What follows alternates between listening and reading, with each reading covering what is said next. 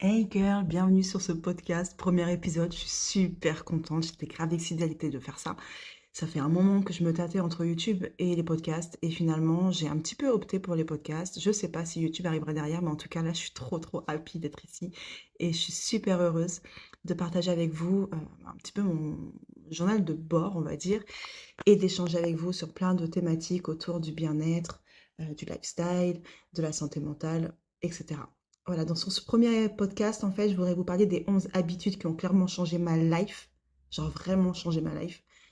Euh, je sais pas vous comment vous ressentez un petit peu les choses, mais personnellement, je me rends compte, en ayant fait le bilan ces derniers mois, ces dernières années même, clairement, on va parler en années, je me suis rendu compte que je m'étais complètement laissée happer par le flot de la vie, mais le mauvais côté, euh, le côté fast life, vraiment du genre courir après quelque chose dont je n'ai pas besoin, courir après des gens dont je n'ai pas besoin, courir après plein de choses qui sont négatives pour moi. Et au final, tu te rends vite compte dans ces moments-là que bah, finalement, tu perds ton temps, tu tournes en rond. Et quand tu te rends compte, ça peut faire mal. Donc moi, ces dernières années, ça a été un petit peu ça. Je me suis sacrifiée pour beaucoup de gens. J'ai pris sur moi à plusieurs reprises. J'ai accepté énormément de situations parce que je voulais blesser personne, parce que je voulais être à la hauteur pour tout le monde, parce que voilà. Il y a des fois où tu courbes le dos et tu te dis que bah, c'est comme ça, que c'est la vie qui veut ça et qu'il faut faire avec. Sauf que non, c'est pas la vie qui veut ça, c'est toi qui acceptes certaines situations. Et, euh, et je suis passée par une phase un peu compliquée, voire même très compliquée, quand j'ai réussi à me libérer de certaines choses néfastes pour moi et que j'ai commencé à attirer des bonnes choses à moi, justement. Donc là, on va parler du positif qui attire le positif, clairement. Et bien là, ça a été un peu le syndrome de l'imposteur. Pourquoi je suis heureuse aujourd'hui alors que j'ai été malheureuse très longtemps? Est-ce que j'ai le droit à ce bonheur? Est-ce que, est-ce que si j'accepte tout ça, ça va pas s'envoler? C'est dur de penser comme ça, mais c'est pourtant réel et je pense qu'on est beaucoup à penser comme ça. Et c'est très dommage. Aujourd'hui, j'ai compris que pour avancer en étant le plus en paix possible, parce que c'est déjà quelque chose d'assez difficile, j'ai compris qu'il fallait que je me sépare de certaines personnes. Et ça a été la première étape, faire le tri dans mon entourage, sans forcément le notifier, me dire il faut que je trie mon entourage, c'est obligatoire, sinon ça va pas le faire. Non, ça s'est fait très naturellement en fait, où j'ai éliminé une personne, deux personnes, trois personnes, quatre personnes, et puis tu te rends compte que waouh, hey, je respire mieux là, tu vois. Pourquoi? Comment ça se fait? En fait, que tu te rends compte que déjà en supprimant des gens de ton entourage, tu réduis déjà ton stress, tu réduis des histoires, des problèmes, tu réduis parfois, parfois c'est bête, mais c'est même ton énergie en fait que tu libères. Parce qu'il y a des personnes qui sont énergivores, qui te pompent ton énergie sans même quand tu t'en rendes compte. Tu passes un quart d'heure dans une pièce avec une personne sans même forcément lui parler. Et cette personne est tellement néfaste pour toi qu'elle va te pomper toute ton énergie sans même que tu aies à ouvrir la bouche, sans même qu'elle ait à ouvrir sa bouche. Et ces gens-là, sincèrement, c'est les pires que tu puisses croiser dans ta vie. C'est pas forcément facile de les trouver. Moi, perso, ces dernières années, j'ai commencé à plus m'écouter. Et je pense que c'est quelque chose qu'on a tous en nous, mais qu'on n'écoute pas suffisamment. Je sais pas si ça te le fait, mais pour ma part, c'est systématique.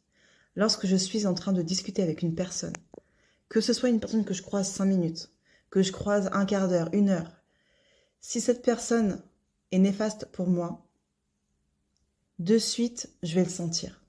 Je vais me sentir mal, je vais me sentir nerveuse, je vais me sentir stressée, angoissée et voire même énervée. Énervée. Et quand cette personne va quitter mon périmètre, on va dire, ça va être très difficile pour moi de remonter la pente. Émotionnellement parlant, je parle. Parce qu'après, il faut recharger ses batteries et ça, c'est très difficile. Moi, je suis quelqu'un d'introverti. Et ma jauge sociale, elle est très, très, très, très, très, très, très fragile. Très fragile. Donc j'en prends énormément soin. Et ça, c'est une de mes premières étapes. Très important pour moi. Pour ce qui est du deuxième point qui a énormément changé ma vie, et sincèrement, les filles, je suis très honnête, c'est des choses où j'essaye là actuellement d'être vraiment régulière parce que je me suis vraiment rendu compte que ces 11 points, quand je les applique tous les jours de manière continue, de manière disciplinée, je me sens extrêmement mieux. Alors que s'il y a une journée, 2 jours, 3 jours où je ne les fais pas, ben là c'est fichu, je le vois tout de suite, mon humeur change, je suis complètement dans tous les sens, le stress revient, je suis beaucoup plus anxieuse, mon sommeil il est complètement à l'arrache, enfin vraiment c'est... En tout cas c'est propre à moi, effectivement, évidemment, c'est des points qui moi me conviennent, c'est pas forcément, ce sera pas forcément la valable pour toi, mais je pense que déjà ça peut t'aiguiller et te dire ok moi ça j'aime bien, ça non, mais peut-être que je peux faire ça à la place. Peut-être que si je fais ça, effectivement ça me fera du bien. De base, je suis pas trop fan, mais vas-y, si je teste, peut-être que ça ira. Ça fera peut-être l'affaire, peut-être que ça me conviendra. Parfois, il faut tester. Il faut tester des choses. Il n'y a que comme ça que tu sais si ça te convient. Il n'y a que comme ça que tu sais et que tu es sûr que ça ne te convient pas aussi. Et puis, il faut aller un peu au-delà de ses capacités. Il faut sortir de sa zone de confort. Voilà, c'est ça que je cherchais à dire. J'espère que je vais pas être trop à l'arrache parce que j'ai décidé de ne pas faire de plan. J'ai décidé juste de parler de manière intuitive, de vous dire tout simplement les choses que j'ai sur le cœur. Et j'espère que ce ne sera pas trop brouillon. Ce premier épisode, si je vois que c'est trop fouillis, je calibrerai plus les fois prochaines, mais j'ai envie d'être la plus naturelle possible, la plus authentique avec vous, parce que c'est tout là le but de ce podcast. Donc pour le deuxième point, ça a été de mettre en place la méditation. Alors ça va pas être un exercice facile du tout, parce que pour moi, rester immobile pendant plus de 5 minutes, déjà c'est compliqué. Donc essayer de se mettre en mode veille pendant 10 minutes, c'est chaud patate. Donc je ne suis pas encore rendue à faire du 10 minutes, parce que le temps ne me le permet pas forcément. Mais je m'oblige à méditer au moins 5 minutes par jour. Idéalement, le matin et le soir, quand c'est possible. À toi de voir ce que tu préfères, si tu préfères méditer le matin ou le soir. Moi, je le fais un petit peu quand je le ressens. Parfois, ça va être le soir quand ma journée a été vraiment sous pression ou j'ai besoin de déconnecter. Et parfois, le matin, ce que je fais, c'est pas forcément une méditation, c'est de me poser. Dès que je me réveille, ouvrir les yeux tranquillement, mettre une musique douce dans mes oreilles, type Reiki ou des musiques à haute vibration. Et de me réciter en fait une dizaine, quinzaine d'affirmations positives pour me mettre dans un mood assez cool quoi. Je me dis ok ça y est je suis partie, la journée commence, je veux que ce soit dans un bon mood. Et ça franchement ça m'aide bien, vraiment bien. La troisième chose qui aussi m'a énormément aidée, parce que ce qu'il faut savoir c'est que je suis une grande stressée de la vie, mais genre vraiment le genre de meuf tout le temps à cran, tout le temps stressée, tout le temps sur le qui-vive. Et le sport m'a énormément aidée à me canaliser, à me recentrer et à me fatiguer aussi. À vider toutes les tensions en fait. Toutes les tensions parasites. Donc après, il y a différents sports. Moi, j'ai choisi la muscu. Je me suis inscrite à la salle de sport. Au début, j'y allais 4 fois par semaine. Là, on va dire que j'y vais 3 fois. Quand j'ai le courage, le temps, je fais les 4 séances. Mais déjà 3, je trouve que c'est très bien. Ça me fait beaucoup de bien et ça me suffit amplement. Et je le sens. Ça, c'est pareil. Hein. C'est une des habitudes où je vois tout de suite la différence. J'ai eu en fait la période où je suis restée 1 mois sans aller à la salle. Ça a été un truc de fou parce que j'étais dans tous les sens. Je dormais super mal. J'étais à cran. Vraiment archi énervée. Genre Miss Vénère H24. Alors qu'il n'y a pas de raison en fait. Mais c'est que mon corps, il avait besoin d'éliminer les tensions. Besoin de, voilà, de se défouler. Et dès que j'ai repris, j'ai senti la différence tout de suite. Dès le soir même, je me suis sentie beaucoup plus légère, beaucoup moins nerveuse, beaucoup moins stressée. C'est tout bête parfois, hein. Il y a des petites habitudes comme ça qui vraiment changent la donne. Donc en fait, moi je parle de muscu, mais t'as 36 000 façons de faire du sport en fait, hein. Sortir dehors, marcher pendant 30 minutes, la danse, du vélo, je sais pas moi, du basket, un sport collectif, un sport individuel, yoga, pilates. Il y a 36 000 versions de sport possibles et inimaginables parce que plein de gens me disent oh, moi j'aime pas le sport et tout, meuf, j'ai la flemme. Oui, bah t'as la flemme, moi aussi j'ai la flemme en vrai, hein. Là, si tu veux qu'on parle de motivation, je vais te décourager tout de suite, hein. La motivation, elle est nulle part. Moi, je l'ai pas du tout, la motivation. C'est juste une histoire de discipline. Encore une fois, c'est la discipline. C'est elle qui m'envoie à la salle de sport. C'est elle qui me fait faire ma routine quotidiennement. C'est pas la motivation. Autrement, la motivation, tu sais, c'est quoi ma motivation, moi? C'est Netflix et ma couette. Là, ça va être ma motivation. Chacun son truc. Mais c'est la vérité. Faut pas parler motivation. Si tu l'as, tant mieux, hein. Mais le problème, c'est qu'une motivation, elle est en dents de scie. Un jour, tu l'auras, le lendemain, tu l'auras pas. Alors que la discipline, si tu la mets en place, déjà pendant 21 jours, tu peux être sûr que tes habitudes elles vont s'ancrer beaucoup plus facilement. Et tu verras la différence, mais très très vite. Le quatrième point qui m'a beaucoup aidé également, c'est de fixer mes objectifs. Ça, c'est quelque chose auquel j'avais pas pensé depuis, alors qu'il n'y a rien de compliqué. Et c'est tellement bénéfique. Pourquoi? Parce que ça m'a éclairci en fait. Ça m'a éclairci dans le sens où je sais où je veux aller. Ça me permet en fait de m'améliorer, de m'épanouir, de mettre en place des actions vraiment en corrélation avec mes objectifs finalement. Ça me permet d'être beaucoup plus organisée, d'être plus confiante, de prioriser, d'être beaucoup plus précise dans mes choix. Et aussi, ça me permet de réaliser plus facilement justement ces objectifs. Parce qu'en les visualisant, en les regardant, je sais que c'est ça que je dois faire. Je sais que c'est ça que je veux faire. Et du coup, ça m'aide beaucoup. Beaucoup, beaucoup. Et pour ça, c'est pareil, et ça vient en cinquième point, c'est de me créer des plans, une to-do list, quoi, si tu préfères. Mais ça, c'est très, très, très, très, très connu et reconnu, ça prend rien du tout. Je pense que tu as dû le voir partout, ça. Je sais pas si toi, tu le fais. Mais ça, c'est pareil, ça m'aide beaucoup. Me noter à peu près, je me note à peu près 3 à 4 points par jour, mais jamais plus. Jamais plus, parce qu'autrement, je sais que je les réalise pas. Au-delà de 4, c'est trop pour moi. C'est beaucoup trop, c'est sûr que là, je cours dans le mur. Donc, je me mets 3 points, parfois 4. Et la quatrième tâche, généralement, c'est vraiment quelque chose de très, très, très cool. Si je le fais ou que je le fasse pas, en fait, c'est pas grave. Mais bon, idéalement, si je le note, je le fais. Parce qu'autrement, après, t'es déçu, tu vois. Fin de journée, quand tu fais le point, c'est trop gratifiant quand tu te dis ah purée, j'ai tout fait aujourd'hui, je suis contente, ça fait du bien, tu te sens soulagée et tout. Et ça, c'est cool. Et pareil, je reviens un peu en arrière, mais le fait de fixer ses objectifs aussi, ça te permet de te vider la tête. Parce que des fois, tu as 36 000 trucs dans la tête, tu as envie de réaliser plein de choses, tu as plein de projets, et c'est super cool, tu vois. Mais quand tu les mets pas au clair, c'est le bazar là-haut. Et ça engendre des choses qui sont pas bonnes pour toi. Et ça peut vite te créer de l'anxiété aussi. Ça, je m'en suis aussi vite, très très vite rendu compte. Donc ça, c'était un point essentiel, on va dire, dans, dans mon cheminement, entre guillemets, dans une vie un peu plus cool, quoi. Vraiment, moi, mon truc, c'est la slow life, tu vois.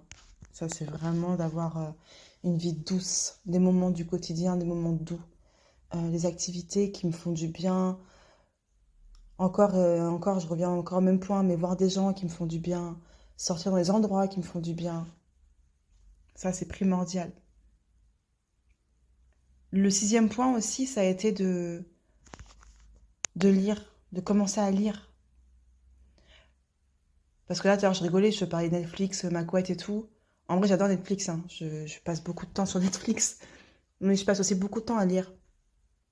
Quand je trouve un bouquin qui me fascine et dans lequel je suis vite happée, je peux rester franchement sans problème un week-end, des semaines entières sans allumer ma télévision et lire, lire, lire, lire, lire.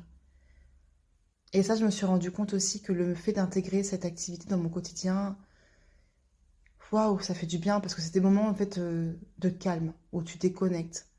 Tu rentres dans un imaginaire, selon ce que tu lis évidemment, mais en tout cas, tu coupes en fait. Tu coupes avec le reste. Tu coupes avec les écrans, tu coupes avec le bruit, tu coupes avec tout ça. Et c'est super important, je trouve. Après, quand t'aimes pas la lecture, t'as les podcasts. Tu peux m'écouter si tu veux. Non, mais t'as les podcasts, t'as les livres audio.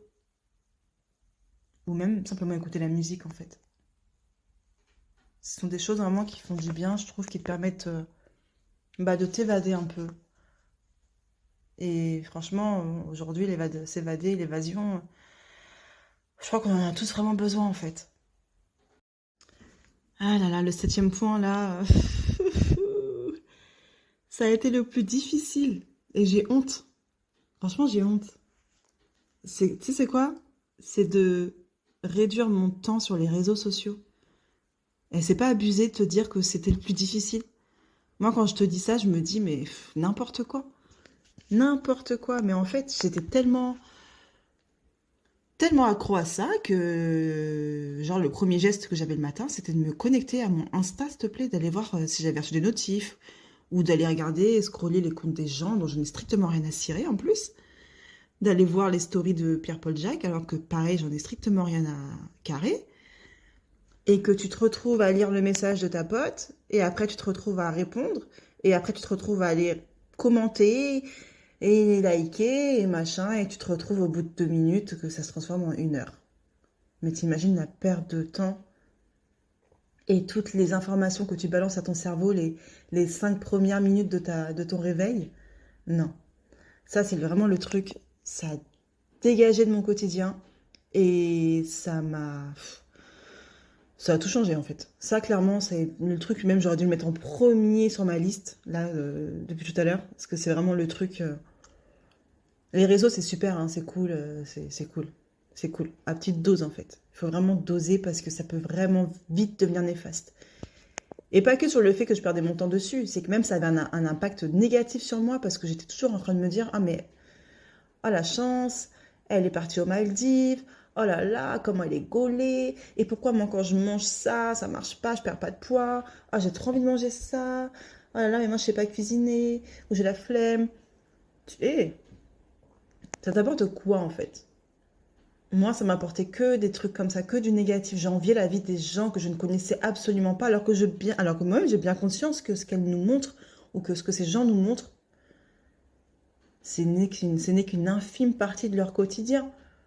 Mais c'est ce que toi tu vas retenir. Et ça, je trouve que c'est un impact extrêmement négatif. Donc, ce que j'ai fait, c'est que déjà j'ai commencé à supprimer tous les comptes un peu trop enjolivés, et je suis partie suivre des personnes qui me ressemblaient un peu plus et qui partageaient du contenu qui me parle, tout simplement, et puis qui me font du bien aussi. Ah, il se met à pleuvoir, j'aime trop. Ça tape sur les Velux, je sais pas si tu veux entendre dans le podcast, mais c'est trop agréable. Bref, aparté. Mais en tout cas, voilà, ça a été le premier point, puis après, ça a été de réduire le temps sur les réseaux. Maintenant, je me connecte beaucoup moins, en tout cas pas dès mon réveil, ça c'est clair. La première heure, en tout cas, je touche pas à mon téléphone pour regarder les réseaux, si ça c'est niette. Et ça a changé beaucoup de choses. La huitième chose aussi que j'ai mis en place et qui a changé énormément pour moi, c'est de pratiquer la pensée positive. Moi, je suis quelqu'un d'assez négative. J'ai pas toujours été comme ça. Je pense que c'est justement les dernières années, ça a été ça qui ont un petit peu modifié ma vision. Et petit à petit, je pense que je vais réussir à rebasculer dans la positivité. Ça, je suis vraiment même confiante là-dessus, j'en suis certaine. Mais là, en fait, c'est difficile parce que tu es obligé de reprogrammer tout ton cerveau, en fait. Et c'est un travail permanent. D'où la discipline, encore une fois. D'où l'importance d'être discipliné parce que il suffit d'une semaine sans pratiquer la pensée positive et je te jure, tu ressombres dans la négativité assez rapidement, surtout quand tu es fragile et surtout quand tu as tendance à être négative. ou négatif. Donc ça, c'est quelque chose que je pratique tous les matins, systématiquement le matin au réveil. Voilà, pendant que je me prépare, que je me brosse les dents, je récite mes petites affirmations. Ça me fait grave du bien et ça me permet de démarrer ma journée dans un bon mood en fait. Et ça, c'est archi cool. Ensuite, en neuvième position, j'essaye, je dis bien j'essaye, parce que franchement, c'est dur. J'essaie de ne pas me plaindre. J'essaie de ne plus me plaindre. Voilà. Quand je suis de mauvaise humeur, j'essaie de fermer ma bouche et de ne pas être là en train de dire à mon entourage, oh, j'ai la flemme, je suis saoulée, j'ai pas envie, les gens m'agacent ou ci ou ça. Parce que déjà, en fait, je me rends compte que j'envoie du négatif à 1000 aux personnes qui n'ont rien demandé, tu vois, qui ont juste envie de se réveiller en paix et de subir leur journée, enfin, pas de subir, n'importe quoi, d'affronter ou de vivre leur journée, voilà, de vivre leur journée, on va parler positivement, tu vois, je suis déjà en train de sortir des mots qui sont négatifs, pas du tout, qui ont envie de vivre leur journée de la meilleure façon possible. Et toi, t'arrives là, t'es là, j'ai la flemme, j'ai pas envie, j'en ai marre. Oh, moi-même, j'ai horreur des gens qui font ça. Et je sais que j'avais, ou que j'ai parfois tendance à le faire. Et que j'essaye vraiment de me corriger là-dessus. Et c'est dur, mais, je me fais confiance et voilà, je sais que ça peut le faire. Est-ce que, voilà, t'as senti que, bon, no comment. Mais c'est pas simple, hein, mais essaye, essaye. Je trouve que c'est aussi un des points clés dans le quotidien. Quand tu arrêtes de te plaindre, ça change beaucoup de choses. Vraiment. Et en dixième point, ce qui a vraiment changé mon quotidien également, c'est d'avoir une morning et une night routine. Franchement, c'est indispensable, les filles. Ça améliore grandement la qualité de vie, sincèrement, ça réduit beaucoup de stress. Pour la night routine, ça m'améliore considérablement mon sommeil puisque je vais commencer à ralentir en fait. Je vais commencer à préparer mon cerveau à aller dormir.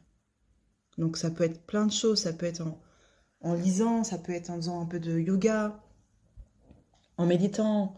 Enfin, il y a plein de choses. En faisant une bonne skincare, etc. Le matin, c'est pareil, tu te lèves, Moi, c'est les affirmations positives, c'est la douche, c'est la prière, les mantras, etc. Mais il y a plein de choses que tu peux mettre en place qui font que tu démarres ta journée et que tu la clôtures de la meilleure manière possible, en fait. Donc ça, les night et les morning routines, pépites, vraiment pépites. Et ensuite, bah, le dernier point, c'est le sommeil.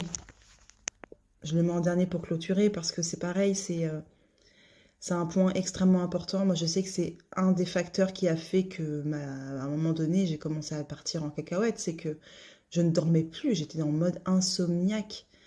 Je faisais des nuits de 2 heures et encore même les 2 heures où je dormais même pas. J'étais dans un délire. C'est catastrophique. Et ça, par contre, c'est très, très, très mauvais pour toi, pour ta santé mentale et physique. Donc ça, dormir, c'est un petit peu la base de tout. Et pour ma part, j'essaie, encore une fois, j'essaie, parce que des fois c'est possible, des fois ça ne l'est pas. Mais j'essaie de faire en sorte qu'à 22 heures, bah voilà, dodo quoi. Et au moins de dormir mes 8 heures par nuit, c'est vraiment le minimum. Et ça c'est pareil, je le sens quand j'ai mes 8 heures, je me sens bien, quand je les ai pas, c'est compliqué.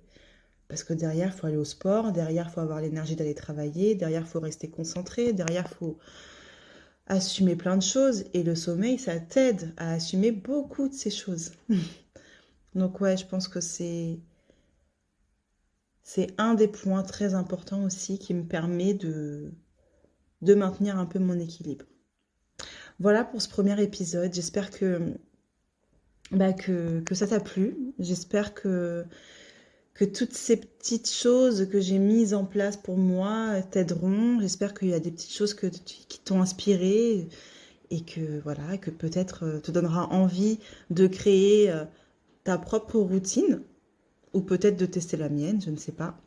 En tout cas, n'hésite pas à commenter, à me rejoindre sur Instagram et à me dire ce que tu en as pensé, déjà, premièrement, et à me dire, voilà, si tu as mis en place des petites choses, ça me ferait extrêmement plaisir.